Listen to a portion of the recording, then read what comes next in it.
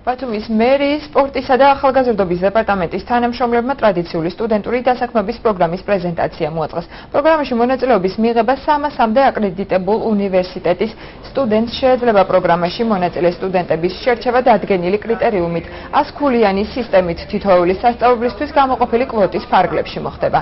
პროგრამაში ასევე სოციალურად დაუცველები და დედმამით ობოლი ან მრავალშვილიანი ოჯახის სტუდენტები ჩაერთვებიან. წელს პროგრამისთვის 124,000 ლარია გამოყოფილი, იგი ორ ეტაპად ივლისსა და აგვისტოში განხორციელდება.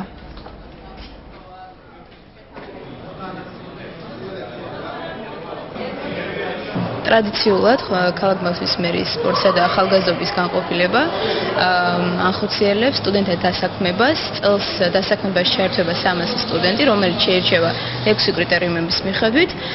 დასაქმება იქნება ორ ეტაპად, დაიწყება ივლისში და მეორე ეტაპი დაიწყება აგვისტოში. ამ პროექტს არანაირი კავშირი არ აქვს სხვა დასაქმებას, ეს არის ტრადიციულად, რომელიც ხორციელდება 2006 წლიდან, ეს არის ჩვეულებრივი რიგითი მუნიციპალური პროგრამა.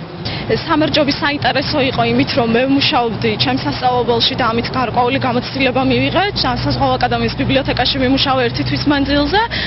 ხელფასი ხა ნეზღაურებაც ნორმალური იყო 400 ლარი და რაც შეეხება ხა მერიის პროექტს წლევანდელი პროექტი ცოტათი შეცვლილია და ვფიქრობ, ესეც საინტერესო იქნება სტუდენტებისთვის აქ მონაწილეობის მიღება. მით უმეტეს აღნიშნეს, რომ საბავშვო ბაღებში დასაქმდებიან და სხვადასხვა სახელმწიფო დაწესებულებებში, ავტოტრანსპორტში და ასე შემდეგ.